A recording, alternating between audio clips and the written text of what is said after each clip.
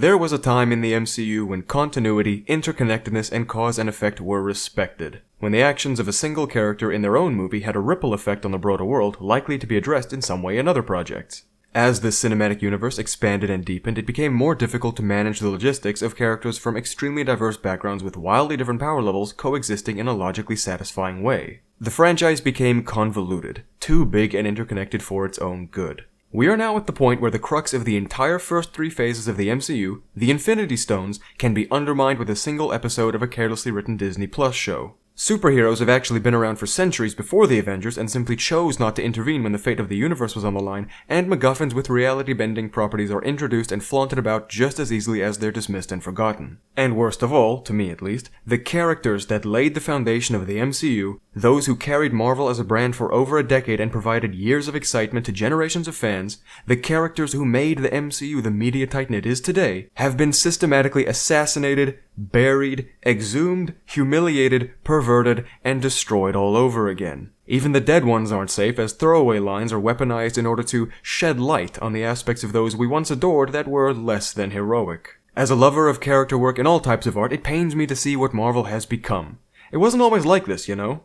There were movies that balanced coherent character writing with the consequences of events from other movies, a prime example of which being Captain America: Civil War. To set the stage, the collateral damage caused by various characters during the events of the Avengers, Winter Soldier, Age of Ultron, and Civil War's own opening scene has garnered the attention of the United Nations, who see fit to mandate that superpowered individuals either register as government-sanctioned agents or hang up their capes. Secretary Thaddeus Thunderbolt Ross, R.I.P. William Hurt, sits the team down for an uncomfortable conversation. It's through his own excellent character acting that the magnitude of the Avengers' mishaps is made clear. Operating with unlimited power and no supervision is an arrangement that's not going away anytime soon. Like, besides some lip service in Infinity War and it being repealed in She-Hulk, the Sokovia Accords are all but forgotten after this movie. But as far as these characters at this time are concerned, the Accords are very real and its ramifications on their team dynamic are self-evident. The scene I've chosen to break down for this video is the deliberation among the Avengers as they grapple with the prospect of having their entire heroic worldview flipped on its head. The scene opens with Rhodey appealing to Secretary Ross's Congressional Medal of Honor in order to legitimize the idea of the Accords to the group. He and Sam are in direct disagreement on the issue, with Sam wondering when this seemingly simple Registration Act will transform into government overreach. Rhodey stands firm on his principles, which tell him that the people in charge, despite taking drastic measures, have the majority's best interests at heart. Rhodey is a career soldier. Being a decorated and respected member of the armed forces himself, it follows that he would be biased towards government authority. As recently as 2 years ago, it was revealed that Hydra had infiltrated governments across the globe, which exposed conniving elites and deep-seated corruption everywhere their tendrils had reached. At the same time, it was also revealed who exactly wasn't a part of Hydra's conspiracy, no doubt leading patriots like Rhodey to dig their heels into the ground in order to retain their sanity. For someone whose worldview is heavily tied to geopolitics and military culture, Black Widow's data dump would have resulted in an earth-shaking wake-up call. For Rhodey to have any semblance of hope left in the institutions to which he's dedicated his life, he'd need to hold fast to the few paragons of wisdom and justice that remain. In his eyes, that is clearly Secretary Ross. 117 countries want to sign this. Sam pushes back, asking how long Rhodey will play both sides. To Sam, being an Avenger, but also being an individual, comes first. His earlier remark questioned how long it would take before the powers that be track and surveil the team like a bunch of common criminals, a practice that they aren't at all opposed to. Sam sees Rhodey's logic as antithetical to what the Avengers stand for, looking out for the little guy when no one else will or can. Sam is also a military man, as Rhodey is fully aware, and yet their perspectives differ at the deepest level. While Rhodey believes that following an authority above their own is the best way moving forward, Sam sees the Sokovia Accords as a direct threat on the Avengers agency. To him, keeping their individual sovereignty is more important than answering to any authority, United Nations or otherwise.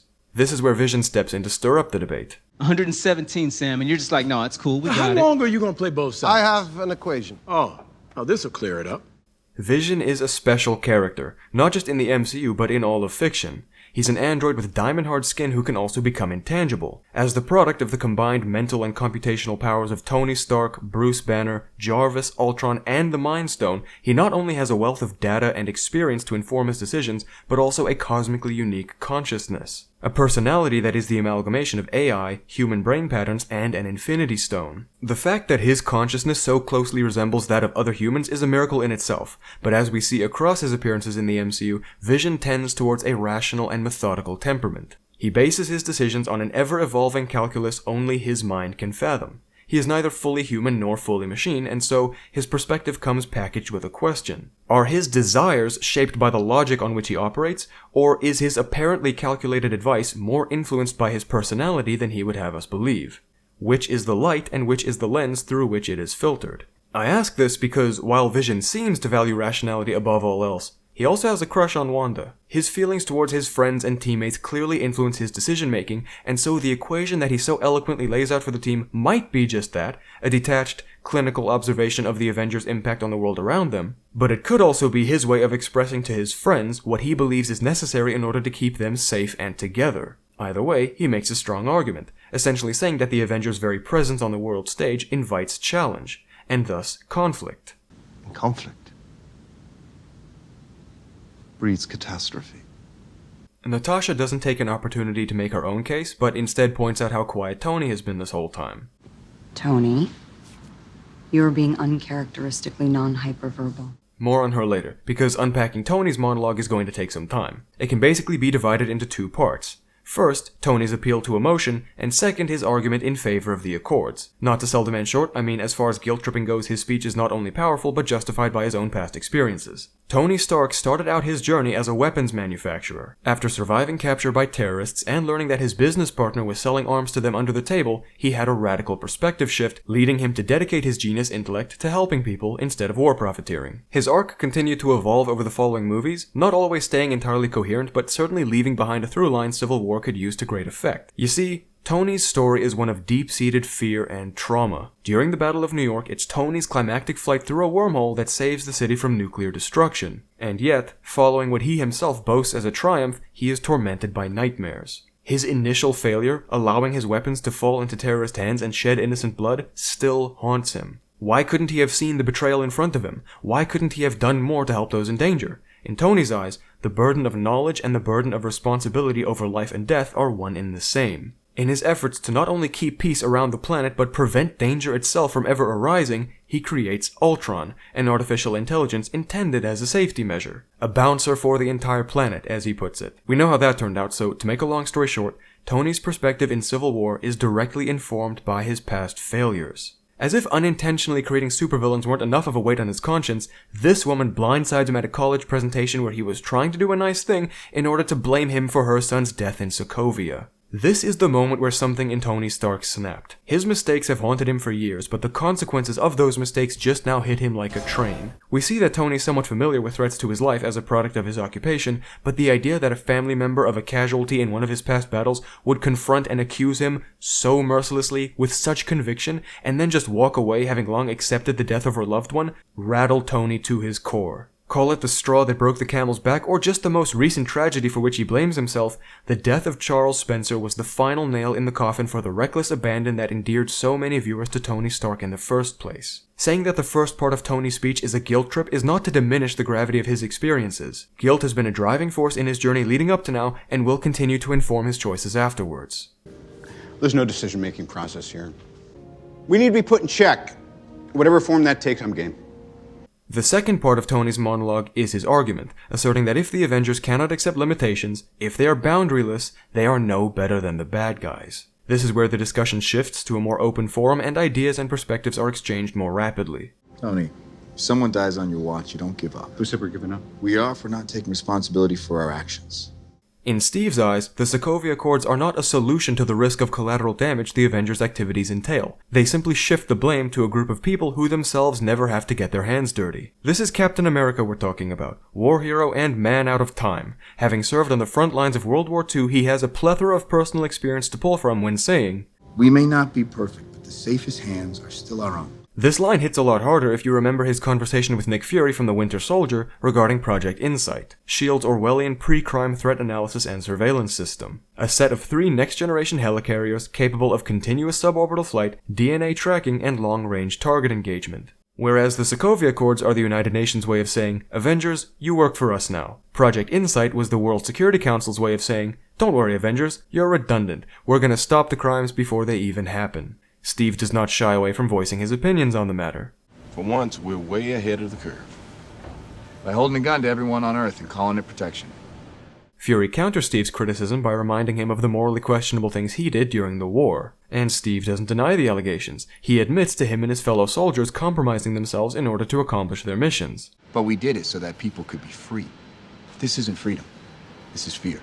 Steve's philosophy is consistent across these two films, whether it's an algorithmically controlled flying death machine capable of making the Avengers obsolete, or a panel of self-interested bureaucrats plotting to strip them of their agency in dealing with world-threatening events. Steve would rather people take responsibility for their own actions, not outsourcing their skills or passing the buck to groups and technology which could never properly be held accountable. It's not S.H.I.E.L.D., it's not Hydra. No, but it's run by people with agendas, and agendas change. That's good. Steve is still in the process of clarifying his position when Tony interjects to appeal to his past. He reminds Steve that when he realized what his weapons were capable of in the wrong hands, he shut the operation down. His point is that agendas changing are, or at least can be, a good thing. If it is possible for people to see the error of their ways and adjust their outlooks and behaviors moving forward, then not only can they make a positive change in the world, but they may also find absolution in the process. A prospect that Tony of all characters would not take for granted. But Steve fires back immediately. I shut it down, stop manufacturing. Tony, you chose to do that.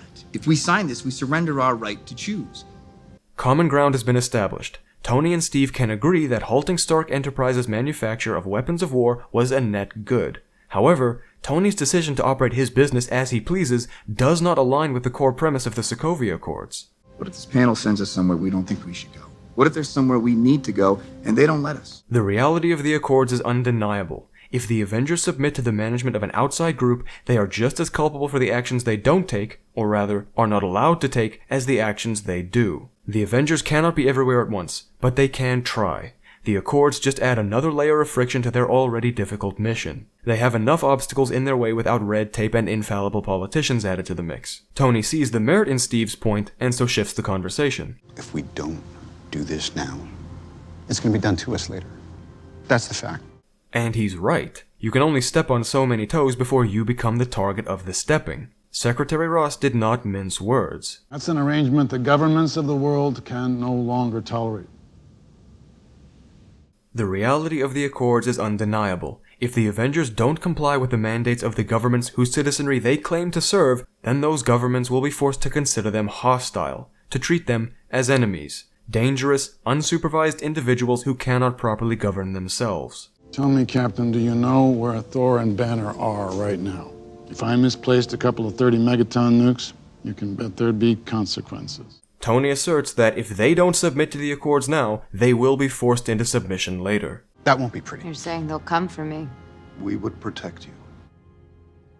Wanda and Vision chime in to remind us that all this talk of sweeping change and political agendas has a human component to it. Someone who feels she stands to lose more than the rest of the Avengers because of her role in the inception of the Accords. Wanda too holds a great deal of guilt for the life she took in Lagos, mistake or not, and fears for herself now that she's found belonging after having very recently lost her brother. Vision reassures her, hinting that there is more going on beneath his cold exterior than he lets on. Their brief interaction helps ground this intense debate by reminding us that it's not all about Cap and Iron Man. It's not all about deontology versus consequentialism. This is an actively evolving situation with many moving parts to it, and these characters have their own interests and motivations that are not directly related to the discussion at hand, as Natasha will demonstrate. Maybe Tony's right. If we have one hand on the wheel, we can still steer. That seems like a strange position for the Black Widow of all characters to take, and Sam acknowledges this. If we take it off... Aren't you the same woman who told the government to kiss her ass a few years ago? I'm reading the terrain.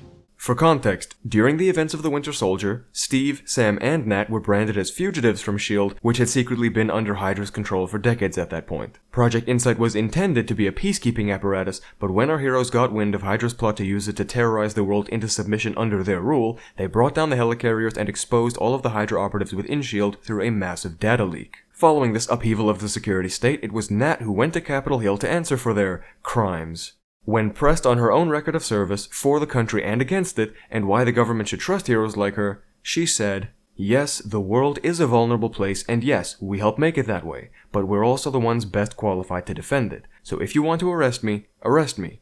You'll know where to find me. This sentiment so closely resembles Steve and Sam's perspective on the Accords that it seems downright hypocritical for her to take Tony's side. But if we take a step back to look at Nat's journey across the MCU, this moment fits perfectly into her arc. Notice how she's not actually advocating for what the Accords prescribe, she's appealing to the public's perception of the Avengers and their solidarity as a team. I'm reading the terrain. We have made some very public mistakes. We need to win their trust back.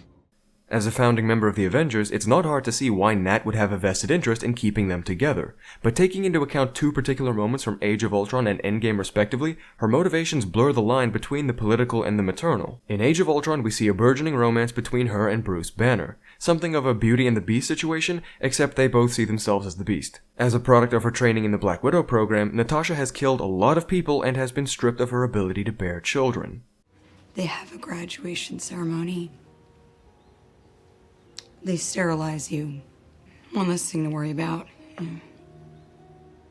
The one thing that might matter more than a mission. It's a heart-wrenching situation for any woman to be in, and she is feeling it. After taking stock of the Avengers' current predicament and her and Banner's mutual inability to procreate, she suggests they run away together. Although I am here to praise Civil War for how it respects characters and continuity, I have to admit that the MCU overall suffers just as much as it benefits from swapping out writers and directors from project to project. Nat and Banner's romance was not set up before Age of Ultron, was extremely short-lived, and was not at all well paid off after the fact. I know it may seem odd to jump ahead to Endgame in order to praise Civil War, considering they absolutely did not plan all this out that far ahead, but Nat's heartfelt talk with Steve before the plot gets going reflects very positively on what was set up beforehand. I used to have nothing. And then I got this job, this family. And I was better because of it. Before Civil War, Nat almost lost her closest friend, Clint Barton, to Loki's magic, and did lose Bruce because Hulk chose to take a galactic joyride and got stranded on an alien gladiator planet. That's a whole other story. After Civil War, Nat loses half of her team and millions of people around the world to Thanos, but the one thing she retains is her gratitude for the family she got to be a part of all that time. She could not mother her own children, but she was effectively the mother of the Avengers. And sure, you could take the meta approach of arguing that she only took Tony's side because they needed to balance the teams for the airport fight, but even so, the result is a well-integrated and surprising character moment for an Avenger who's not given much thought the rest of the time. With the Sokovia Accords driving a rift between the Avengers, Nat's sole concern is making sure that the team to which she has become so endeared stays together. Age of Ultron tried and failed to set up a meaningful romance for her, and Endgame tried and failed to give her a respectful send-off, but sandwiched between those two slip-ups is Civil War, where all Nat wants is to nurture and protect the only family she's ever known. This doesn't count, this movie is not canon as far as I care, it was a mistake, let it burn. I'm sorry, did I just mishear you, or did you agree with me? Oh, I want to take it back. No, you can't retract it. Thank you.